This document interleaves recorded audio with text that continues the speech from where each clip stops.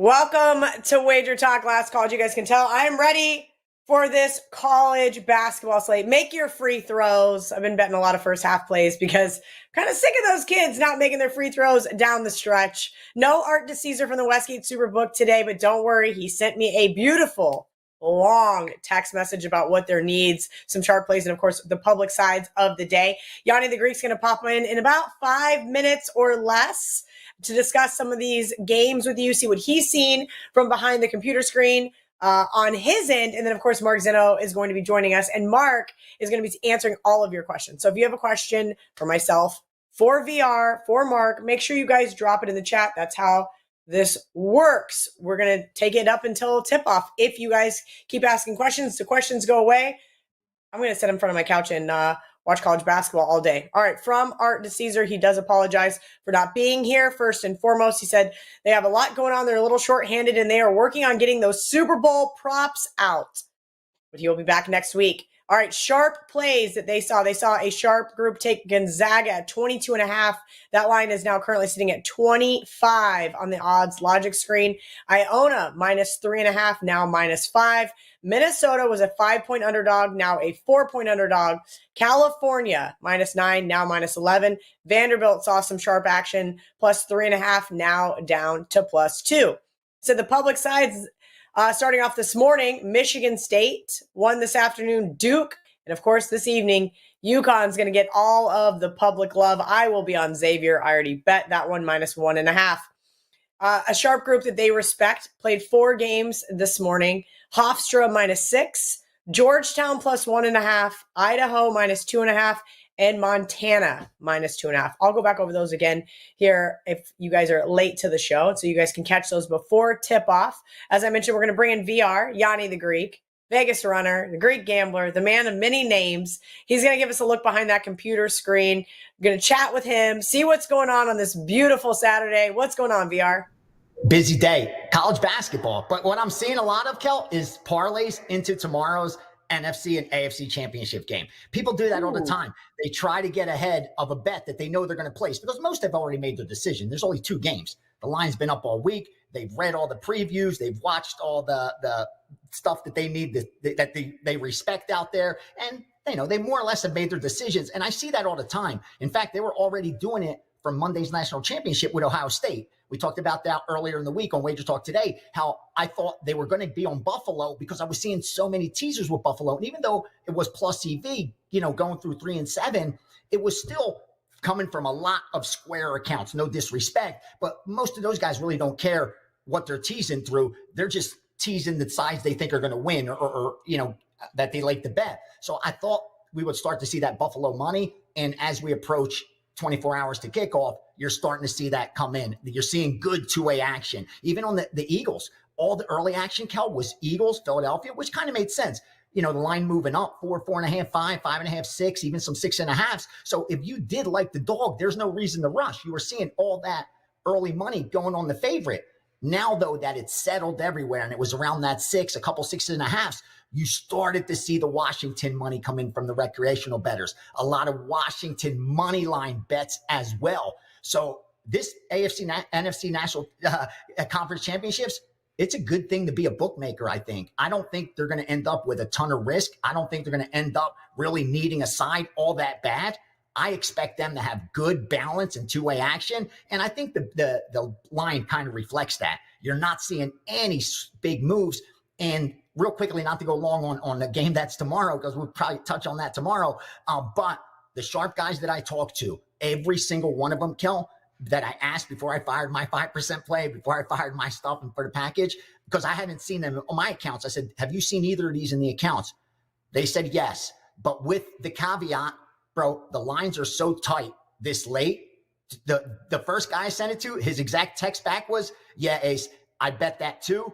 But the lines are so tight this late. Do we really have an edge? Like he put a question mark, LOL. Like, do we even have an edge in these games? Because the lines are so tight this late. So even the wise guys know that this late, it's in the props, it's in the team totals, it's in second halves. That's where they're going to make the real money. Just like the Super Bowl. They put very little on the side, very little on the total, and 90% of their bankroll for that game will be on the props. And I think you're going to see a lot of more props from the betting syndicates tomorrow once the public starts pushing some of those lines up. They do it in the Super Bowl. You know that very well. They come in, they take the unders after those overs get bet by recreational bettors. And the books don't mind giving the best of it to the wise guys because they have so much risk on the other side. If anything, they're helping them balance some of that risk. So it's a good opportunity to find a ton of value.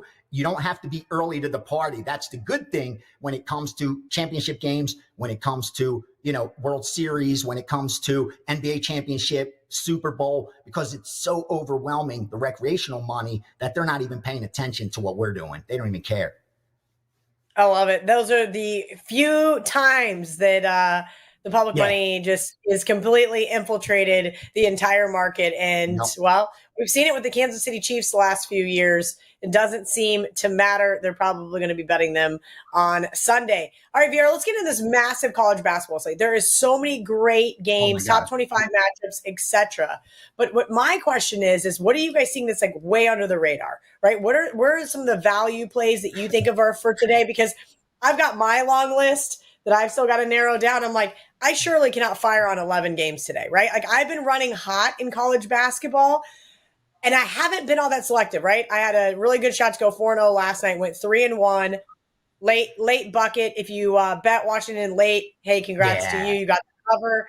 If you bet, the other side late, it was a bad line. So I'm kind of just sitting back and I have mine broken down in times, right? Because either you got to be first or you got to be right. And I mentioned Art to Caesar saying, hey, look, Michigan State's very public. And so I bet it because I didn't want to miss it after the show.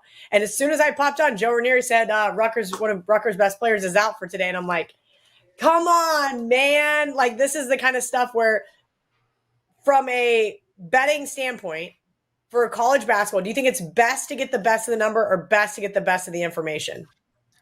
Best to get the best of the information, unless you're a heavy volume person.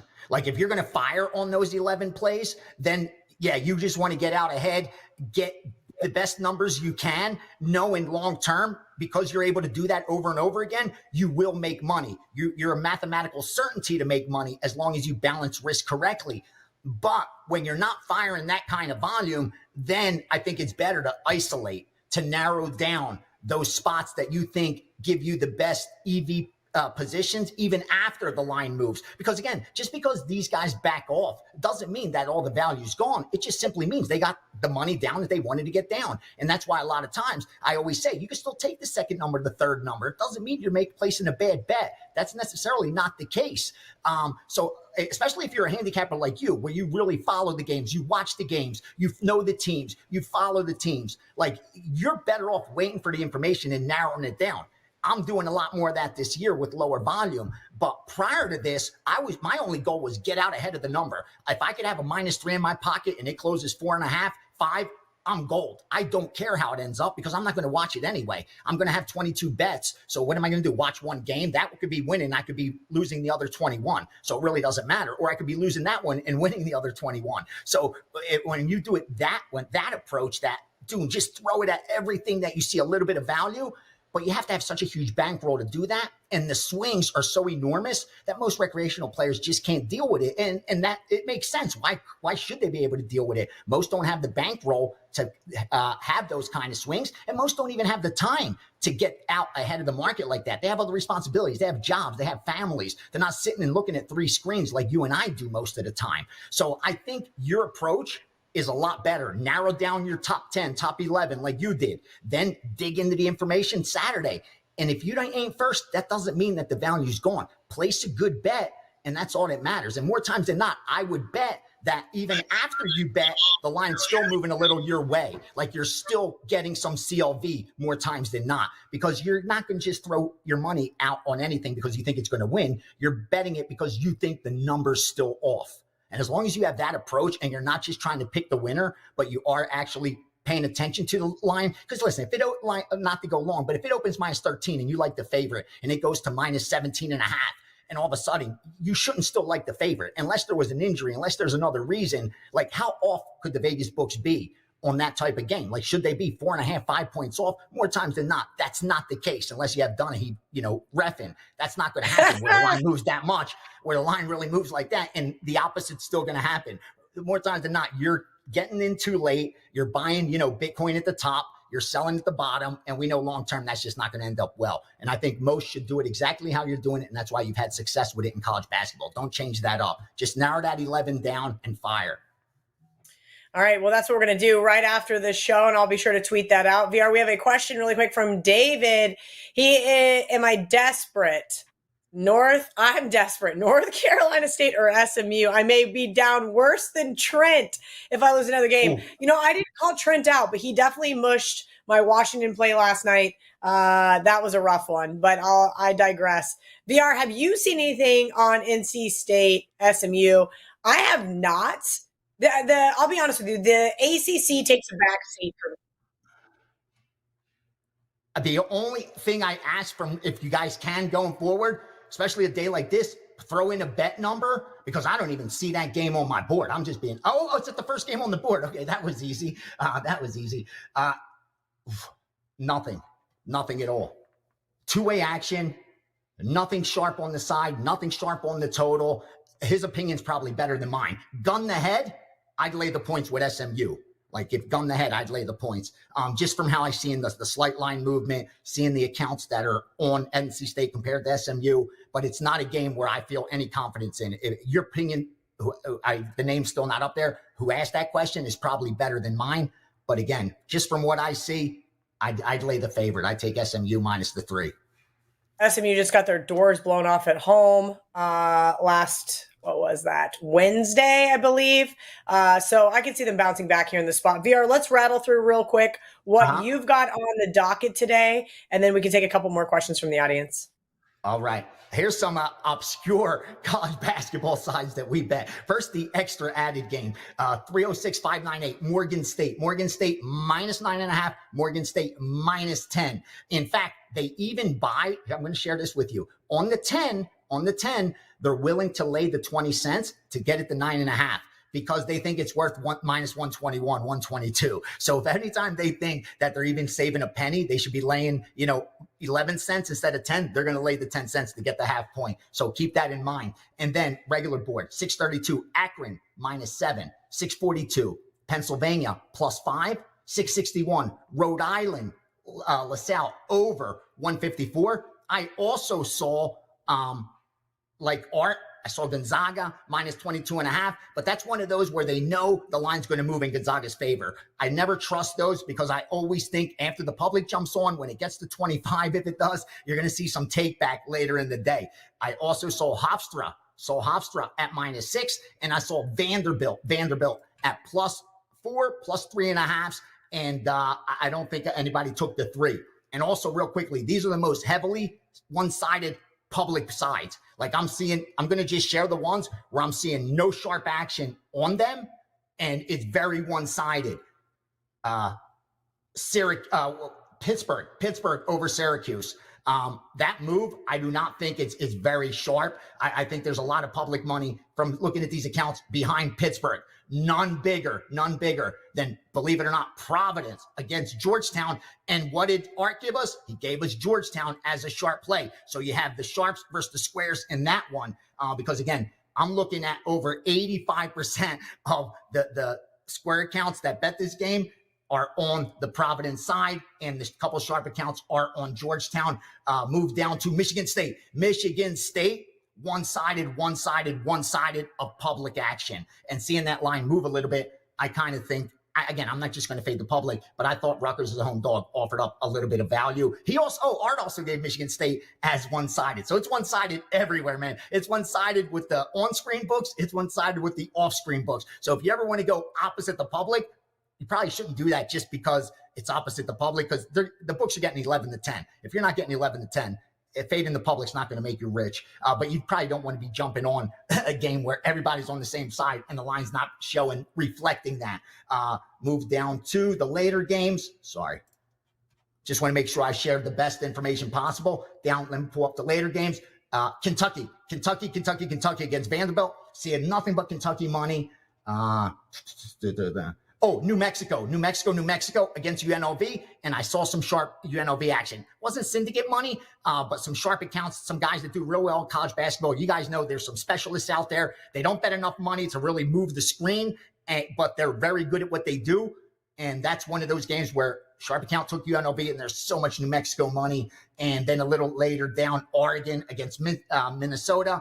That line's moving opposite, not reflecting the action. Central Florida against TCU. And finally, later in the day, this one, Kansas against Houston. I mean, it's a pick 'em. I was going to say home dog, but it's not really a home dog now. And finally, Xavier. And that's pretty much it. San Diego State against Nevada, that's late. But when it's that late, I don't really put too much stock in it because things could change. We have that many hours, and just because the early public money is on San Diego State, later in the day, you may get enough Nevada money to make it not a big decision. But the earlier ones, I would really pay attention to because there's a lot of overwhelming money in those accounts. Yep, I'm getting those in right now. Don't mind me. I'm just putting in some bets live with VR. This is what we do here on Last Call. Everybody is getting their last minute bets in. We got 40 minutes till tip off. We'll take a couple questions. We'll bring in Mark Zeno. Pop those up on the screen. I apologize because I'm on my laptop at my dad's house, so I don't have them. B Daddy. He likes the under 149.5 in Michigan State versus Rutgers. Obviously, that is a neutral site game at Madison Square Garden. VR, I know you mentioned Michigan State, very public. Have you seen anything in regards to the total? On the total, let me look real quick. Let me just click that. Over. Nothing sharp, but seeing public going over in that game, and the line hasn't reflected that. It's still sitting at 149.5. So I think B Daddy is on the right side there, going with the under. He's definitely going against the recreational bettors that are betting this one over like they have tomorrow's newspaper. Doesn't mean it's a winner, but I do think I agree with you. I think that's the right side. Awesome stuff. One more question here on the screen as our producer pops it up. And then we'll let VR go. VR, tell me what's going on in the steam room tomorrow. Tomorrow, we're going to be going starting next week. We're going to do it on Saturday, except for Super Bowl Sunday, obviously, because there's just so much to cover on Saturday with MMA, with college basketball, and I want to be able to give them that actionable information. But we will be going over, like I always, week to date, year to date results, going over the money management approach that I think is best. And more importantly, digging deep into those NFL games, both games. We will be getting a lot of props. A lot of those props I'm not able to release to subscribers because they're time sensitive, meaning the line moves pretty quickly and some are not even readily available at every book. They find some obscure props here or there where I could tell them, listen, if you have a DK account, find this number. This is what they're banging. If you have a FanDuel account, bang this one. This is what they're betting. So join us in the steam room tomorrow. NFC Championship, AFC Championship. I will be sharing a ton of information and a ton of props as well. I hope to have a handful of them already in the back end that I could share for last call. It's a big day tomorrow, man. I'm really excited for it. I love it. Real quick, last question was just on the screen. Rotation number 705. Good thing I have my odds logic screen open. Make sure you guys send your rotation numbers because all we have is just massive amounts of college basketball, and it's really tough to find these games. He wants to talk about the Drake game. They are playing Missouri State. 7.5 is the opener, up to 8, even a 9 at Pinnacle right now. VR total 120, 119.5. Give me Missouri State. Fade in that line move. Give me Missouri State or nothing at all. That's the side I lean a little bit, but definitely under. The problem is the line's already moved a little bit. Sit back because it's not till a later game, and I'm already seeing the recreational accounts over. That one actually sticks out. It's 100% over from the recreational. There's not even one recreational account that bet that one under. So if that keeps going that way, if that money keeps coming in, I don't know if it's a TV game or not, rest assured, you'll get a better number. And even from the guys that maybe, I don't know if it opened 122.5, I'm not really looking at it. And if it dropped down to 119.5, 118.5, or what have you, even those groups, you'll see, they'll come back and buy it a little bit the other way. You'll see that resistance. It happens all the time, especially with college basketball totals, especially with NBA totals. Not as much on the sides, but on the totals, rest assured, it usually never just goes in one direction. It usually gets some resistance and bounce back.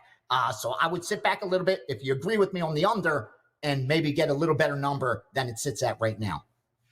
Awesome stuff from VR. He is the best, and we will see him tomorrow here on Wager Talk's Last Call, as well as his Steam Room tomorrow. That is for his premium subscribers. You guys want to go WT.buzz/VR to get his premium plays, and then you can get all access to the Steam Room as well. All right, let's bring in Mark Zeno. We got 37 minutes until tip-off. And so if you guys have a question, we're going to give you an answer. I'm sitting on a really tall stool. Mark Zeno must be sitting on a really short stool because I look so much taller than he does right now. Let me see if I can fix this. Now you got me all. There we go. I had to shake my whole desk in doing so.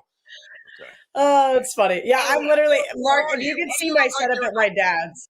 I know. I was going to say, why do you look like you're in a hostage crisis situation? Like, what's going on? Because I'm in northern Florida right now, freezing my ass off. I'm sitting on a bar stool, and I have my laptop on a bucket. I am not lying. I'll send you a picture of the setup. It's quite fun, and I'm using the window for lighting. Maybe your dad was trying to put you through some, hard times training. I mean, he and I think alike like that. He's trying to get you ready. So maybe it's like some Listen, we do have a hog feed this afternoon, so I'm going to do all the hillbilly shit today. Everybody, just bear with me. Listen, I love coming up here, but it is a little more primitive for a technological standpoint. So just remember, I'm here for you guys. So that's why you need to give me a thumbs up, a like, because I could just say, please, Joe Ranieri or Dan Alexander, can you guys cover for me today so I can go see my poor old dad? No, I'm here for you guys. Good morning, MJM0863. Let's get right to it. Over or under of both games and your side for both. I'm guessing he wants to talk about the AFC NFC Championship game. Oh, tomorrow, okay. Yeah. Well, we're going to save that question for tomorrow because this is a college basketball show now. I'm sorry. It's how this works. I want to talk about college basketball, Mark. I have 11 games I need help narrowing down. Let's talk about some of these ones that go off sooner than later. Let's hit some of these top 25 matchups. Oh, there we go. Daryl Turner. He wants to talk about the Tennessee game in regards to the total. Tennessee, 5.5-point underdog. Yeah. I think I'm going to take him +3 in the first half, Mark. I love Tennessee and how they come out really tough. And then I hate how they sandbag it every second half. You never get 40 minutes from this team. You just don't. Listen, Tennessee is a much different team on the road than they are at home. It's particularly defensively. Like, if you watch them defensively at home, I don't know what it is about being in Knoxville, but I had the first half under with them Mississippi State early in the week, and it didn't even sweat. Like, they didn't even get to 55, and I had 66 or whatever it was. Anyway, so, they're just different on the road. Look, I think the total from a standpoint, the over will correlate to Auburn. I'm not excited about laying 6.5 with Auburn, whatever the number is, but I think they win the game. I don't think Auburn wants to get into this slow down, muck it up, rock fight here with Tennessee. That's not going to benefit them. I think they get out and run. Look, the matchup between these two teams last year in Knoxville, I think it was 92-84 was the final. So Auburn is going to push the pace here, I think. I lean over on this one 100%. I think this is a spot where Auburn sort of dictates the pace at home. I think Tennessee can stay within a number, Kelly. But again, Tennessee is not immune from playing faster games that are high scoring. And if you look at their games in conference play this year, they've scored 70 in 4 of 6 conference games and 68 in the one last time out against Mississippi State, which was never even close. So they didn't have to push the pace offensively. So the other game was Florida, where they just, didn't bring any of their game, not their A game, B game, C game, or D game. They brought their F game. So I think this one's fast paced. I think this one goes over. All right, little over action for that one. Lewis wants to know, what do you like Iowa State? Let's check out this current line. Let me get the odds. Let me get this odds logic screen open on my phone, guys. 10.5, somewhere in that range. Ooh, 2 p.m. Eastern tip-off, 9.5. Arizona State, 145.5. Listen, here's my thing. Here's my thing about the Cyclones. You just mentioned Tennessee and Knoxville. The Cyclones and Ames are just a force to reckon with, right? Yep. And it's not that they play poorly on the road. I just don't know if I'm willing to risk laying that many points with this team on the road here. And I now have to look and see who they're playing next. They're staying in Arizona after Arizona State going to play Arizona. Honestly, look, this is a stay away from me, okay? Because part of me feels like Iowa State can blow out anybody, right? Like they just have that level of capability.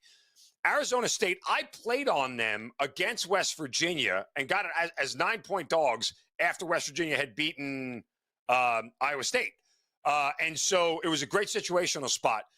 Arizona State has to make threes. That is what you're relying on right now. Like, if they don't make their threes, and they're much better doing it at home than they are on the road, but Iowa State's a fantastic defensive team.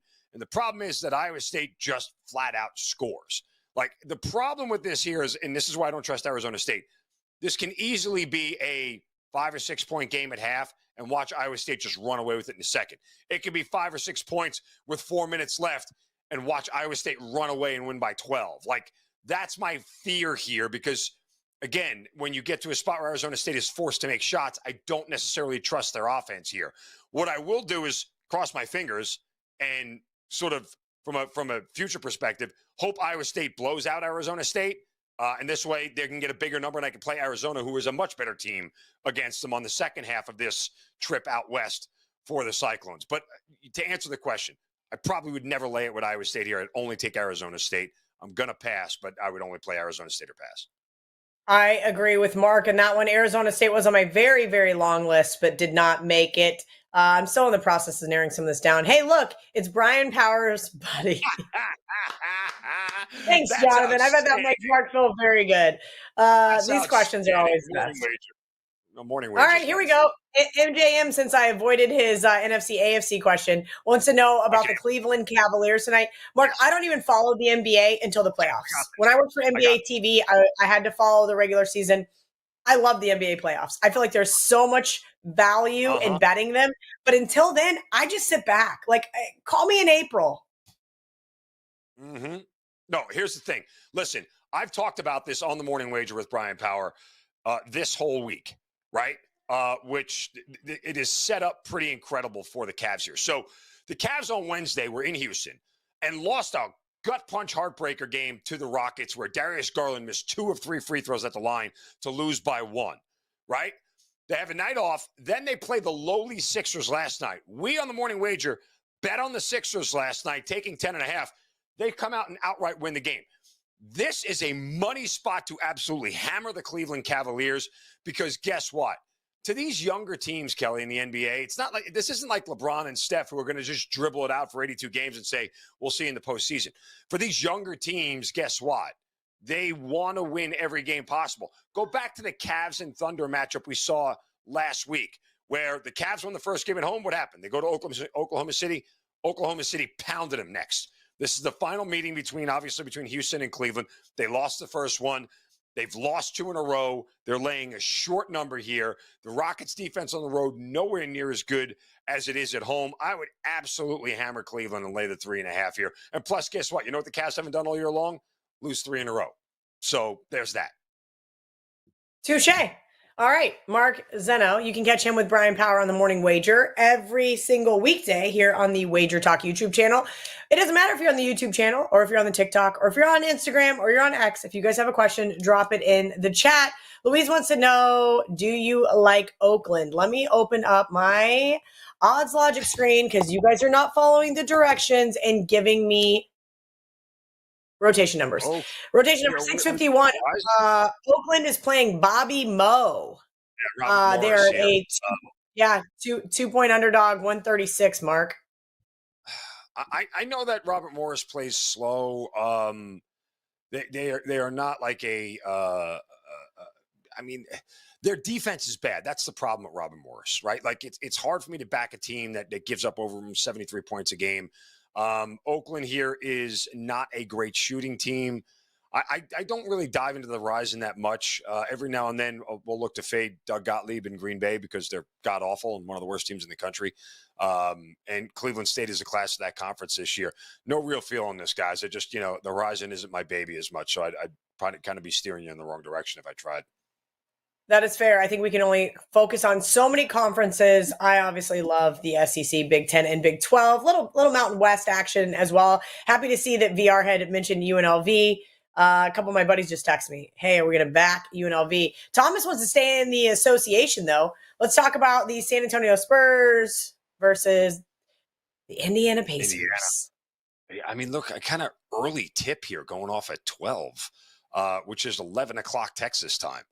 I mean, my first instinct would say play the under just because I don't think anybody's going to have a whole bunch of fresh legs in this thing. What's going on that they have it? Oh, this is the Paris game. That's right. It's the second half of the Paris game. That's why. Okay, so let me reset here. San Antonio won the first game in Paris here. Wemby had a big night in front of the home crowd. They scored 140. Do the Pacers come back in this thing? I don't know. Look, maybe we're at the point right now where we can resign to the fact that the Pacers making an Eastern Conference Finals run last year was more of an aberration than a mark that they're a really good team. I'm not betting against the Pacers here in this spot. I would take the 1.5 of just Pacers, Spurs money line rather. I don't care if it's the back-to-back here. I think the Spurs are the better team. Fair enough. I did not even realize they were playing a tournament in Paris. Yeah. So good catch from Mark Zeno. Clint Farrar, any thoughts on Texas A&M at Texas? Both teams off ugly wins. We got to back Texas here. This is the spot to finally back them, except I do not trust them, Mark Zeno. This is a game I actually just bet over at the Hard Rock. I just laid a 0.5 point in the first half with the Texas Longhorns. I did have to lay minus 115 over there. They kind of drive me crazy with some of their juice. But this is a spot where I think Texas comes out, and we know exactly what we're going to get them for at least the first half. Here's my issue with this game. Yes, the spot screams Texas, and I even had a conversation with Brian Power about it. Here's the rub that you have to remember. It's the second game back in the lineup for Wade Taylor of A&M, and they are a completely different team with him in the lineup. They got that sneak win at Ole Miss last time out there on the second, half of road games here in a rivalry spot. So I don't know if I want to take A&M. I would definitely lean Texas. I just need to see another iteration or two of A&M with Wade Taylor back in the lineup because he's their everything, right? He's their best player, one of their leading scorers. I mean, he's just the guy that makes everything go for the Aggies. So I'm going to stay off this game. I agree with Clint. I think the spot is all about the Longhorns here, but I just want to see a couple of more injections, so to speak, of what A&M is offensively now that they have Wade Taylor back in the lineup. Very, very cautious words there from Mark Zeno. I say, don't care. I'm firing. Thank you, Texas, for finally making up for a couple of those choke jobs that you provided me with earlier in the season. Yeah. I've been keeping really good tabs on a couple of these teams, Mark, and I feel like I've kind of nailed down when the spots to back them are. Let's talk about another spot that I played while we're waiting on some questions in the chat. Let's talk about Houston, Kansas here. Another really good matchup in the Big 12. We've seen this one kind of all over the place, right? Kansas now just a 1-point underdog. Houston first half, our good friend Hakeem Prophet put me onto them probably 18 months ago, right? And we've been betting them ever since. And even when it feels like Houston looks like they're sandbagging it, next thing you know, they're up 20. They're kind of like that Iowa State team. They're able to blow teams out, and those are the types of teams I'm willing to lay points with. The problem is Houston does tend to get those big leads and then sit on them. Yeah, interesting here too, and it's just worth noting. What is Kansas on a run of like 13 straight unders? Is it 14 straight? Some insane number. We're really close to that, yes. They've been printing like under money all season. Yeah, I mean, it's insane how much that the odds makers haven't adjusted on this team when it comes to the totals and just make them a lot lower, especially now that they're playing a team like Houston, who is so incredibly defensive-minded in this whole thing that, maybe you just look to a first half under here, and be willing to sweat out a 59, in the first half. But nonetheless, I would full game. I'd take Kansas here at home. I can't get off of their shooting, right? They're just so darn good at it, especially at Fog Allen. And if you've ever been to that building, I think you have, Kelly. Unfortunately, I have. Yeah, I know. That's right. Yeah. I called a game there many, many years ago. But they're just really tough to beat there at Fog Allen. And Houston kind of, after 11 straight wins, feels like it's about time that they're due for a loss. And if they're going to do it, it's probably going to be on the road. I mean, look, they only beat UCF last time out on the road by 1, maybe starting to signal that those road games are the spots to play against the Cougars. Yeah, Big 12 spots, very tough on the road to win. Probably why my Kansas State Wildcats are favored today over West Virginia. It's going to be really interesting. But here's what I will say, going just to circle back on that Houston-Kansas game. I like Houston in the first half. I agree with you. I do like Kansas to get the win there. Bill Self just called out all of the student section, said these kids are not what they used to be. They're not as loud, et cetera, et cetera. So I wouldn't be surprised to see that home court a little turned up today, especially there in the second half. All right, any more questions in the chat? Please drop them in. We've got 23 minutes till tip-off. I still have have a couple of other selections I need to narrow down. Let's talk about the Georgia Bulldogs, Mark. I have a good friend that's an assistant coach over there. Used to be a coach at K-State, great guy. And so I've really enjoyed, since I moved to the South and he left Florida to Georgia, I've really enjoyed watching this team progress. I saw them last year at Baja Mar. They were absolute hot garbage. And I thought, oh boy, this coaching tenure is going to be short. But this year, they've really seemed to turn it up a notch. Now, yes, they've had a couple of really stupid losses, but I like this Georgia team in the underdog role. Talk to me about Georgia today. That one tips off at 3:30 Eastern. I'm on the fence whether I'm wanting to get involved with them today or not. I mean, look, I think this is way too many points for the Gators to be laying. Especially against a Georgia team that's lost 3 in a row. Like, think of Georgia's last 3 games. On the road in Knoxville, they had a lead at halftime,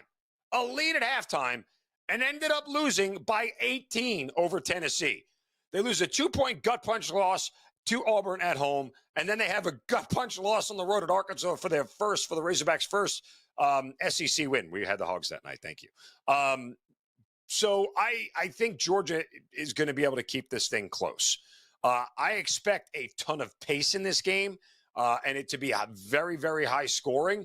I think last year, let me go back. I think last year these two teams played to 102-98 final, but it was like 98-98 or 90-90 rather at the end of regulation. It was insane. It was just a high scoring, non-defensive up and down battle. I think you get more of the same here. And Georgia, in this spot here absolutely needs a win. Like, it feels like you're going to get a really good effort from the Bulldogs. The problem here is, Kelly, and I would take the Bulldogs, but if you look at their schedule coming up, what an ultimate sandwich spot their next game is. They have Florida on the road today. They get South Carolina at home, and then they're at Alabama over the course of the next week. So, I'm kind of in that spot again where I'm like, maybe it's best to lay off here. Try to play them at home, depending on the number, and look at the sandwich spot there before they have to go out on the road to get smoked by Alabama. But I agree. Way too many points here for Florida. But let's talk about Florida, right? So Florida, about 6 weeks ago, John Murray said, hey, guess what? The Westgate's going to let you parlay futures. And I said, boom, circle me in for the Ravens Super Bowl. Well, that ended up being a loser. But I did get 40-1 on the Florida Gators. And then they proceeded to go on an absolute tear. Right? Yep. Then I had Mizzou plus 10.5 there in Gainesville. They weren't supposed to win that game outright. I had $0 on the money line. And I think that a little part of the Florida Gators got exposed, if you will. And I think we saw that versus South Carolina the other night. There's Florida laying a ton of points on the road. I wussed out and left South Carolina off my card. Yeah, I do think I'm proud of you, but they probably should have won that game, but that's a whole nother argument itself. But you mentioned Georgia in the tough stretch. Florida, I think, is kind of starting to, I don't know if they peaked too early. I don't want to know if I want to say that yet, but they're starting to kind of unravel, if you will. I mean, listen, they have, after Georgia, they're at Tennessee, and that's the problem with laying it here. It's a look-ahead spot to number 6 Tennessee. So I'm not, again, I'd take Georgia in the points here. They're home against Vanderbilt, rivalry game here, and Vanderbilt might be good enough to, they're probably a top 30, 35 team, Vanderbilt. I don't think that they are top 25, but they're pretty darn close to being a ranked team at this point in time. So Vanderbilt's going to be a really, really tough game for them. And then after that, they got 2 more ranked opponents, number 1 Auburn and at number 14 Mississippi State.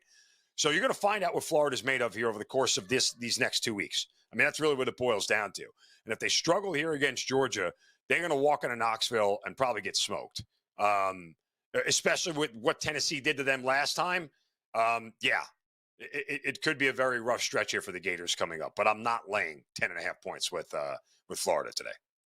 Yeah, I'm going to take the Georgia Bulldogs in the first half. Mark, I just decided I'm putting that bet in right now. All right, so we already kind of talked about Houston, Kansas. Let's see if there's any more questions in the chat. Speaking of Mizzou, what do we think about first half with how they start every game? Sean, ding, ding, ding, ding, ding. They're on the top of my list. I have not bet Mizzou yet. Here's my problem. I bet against Mizzou with Texas. I took Texas in the first half. And my buddy, you always bet against Mizzou. I'm like, what? I just took them in Gainesville. What are you talking about? I will say Dennis Allen's team is a little bit of a roller coaster for me, and not getting enough consistency from them is frustrating. What are your thoughts on this game? Should I get involved? Should I be laying the 3.5 with Mizzou here against a ranked opponent? I think Missouri's a little overvalued. I don't think they're a top 25 team. So I don't want to bet them as a favorite. Now, I get that they're home. Ole Miss has now lost 2 games by a combined 3 points. Back-to-back game. 4 points. 3 to Mississippi State and 1 to Texas A&M. I think Ole Miss is a better team here. And when you look at Missouri and you kind of look at, the way that they play, they are a team that it's kind of weird because, they shoot a ton of threes and they're really good at it, but it's not like the strength of their offense is they don't get a big ton of their points from 3-point range.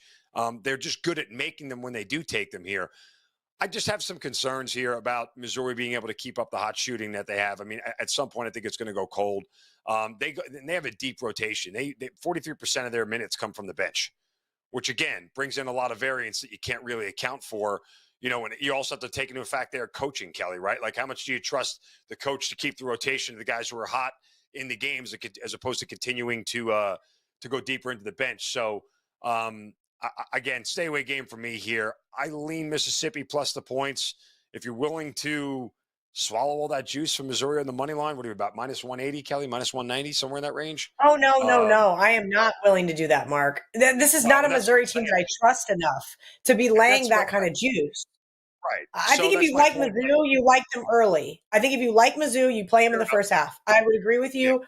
There's a couple of games today where I like the one team for the first half and like another team for the full game. And that can get a little convoluted, and I understand that. But just watching some of these pairings, that seems to be the best case scenario and how I can handicap. And sometimes it keeps me off a game. All right, Mark, anything else you want to touch on? We've got 15 minutes until tip-off. Let everybody know what you got over at WagerTalk as well. And then why don't you give out one of your premium plays for our loyal listeners? Yeah. So interesting here. I would not lay 17 with Alabama. Take the 17 with LSU. As bad as they are, again, Alabama right now. Like, when you look at them and what is up next, they got a game at Mississippi State on the road. A little bit of a look ahead spot here. LSU's bad. Just way too many points for me to lay with the Crimson Tide, and it'll probably be lower scoring than you think, just because they don't have to push the pace against this LSU team. Arkansas, we played on them. They finally got a conference win here.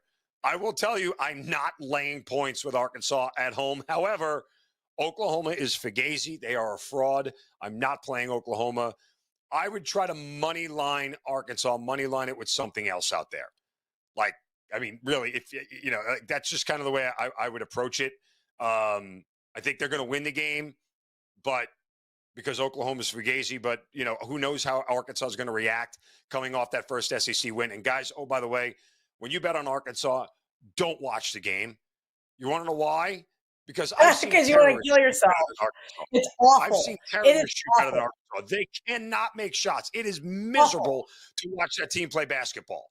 Like, I've never seen. Which is why I had Oklahoma on my list today, because Arkansas was so bad. I think a lot of us had Georgia plus the points at Arkansas. That was a bad beat, if you will. Plus 2 points. You should have landed on one. It is what it is.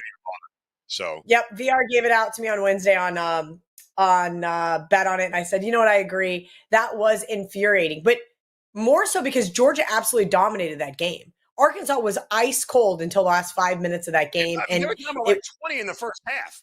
Like, I literally shut the game off. I'm like, this sucks. I'm done. I'm not even. Why did I do this to myself? Right? Like, that's kind of where it was. I was like, but somehow they fought their way back into it. But even down the stretch, watching the last 5-6 minutes, I'm like, do they ever make a shot? Like, it's unreal. They are so bad at shooting. So just don't watch the game. Don't watch the game. I think you talked me off of Oklahoma enough. I'll say that much. I did have Oklahoma on my long list, and I think you talked me off of Mizzou enough, even though I may still consider Mizzou first half. Mark Zeno, you're the best. Yeah. I appreciate you. Okay. So no problem. I appreciate you. Free client play. I talked about it before. It's on my package at WT.buzz/MZ. I went over in Auburn and Tennessee. We got 140.5 here, 141. Still think it's playable there. I don't see why this doesn't push closer to 150 when it's all said and done. If it doesn't, that means Tennessee's defense is locked down Auburn, and Auburn certainly is not covering 5.5 because they're probably losing the game, right? So I think Auburn wins it. I just didn't want to lay 6 in this spot. So let's go over 140.5.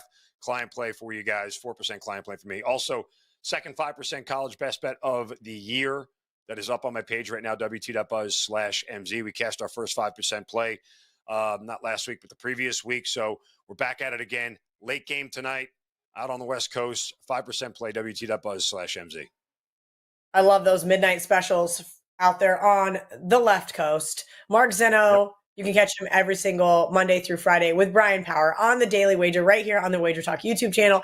Thank you guys for always hanging out with us through the tech issues, through the hostage situation, or whatever Mark Zeno thinks I'm doing in the extra bedroom here. Appreciate you guys. We're here for you. We'll be back tomorrow. John Murray from the Westgate Superbook. We've got Steve Merrill coming in from WagerTalk.com. And of course, VR is going to be hopping back and forth from the steam room to come and answer all of your questions and provide you guys with some more sharp information. Hope you guys cash a lot of tickets today. I will have up all my plays on Twitter here shortly.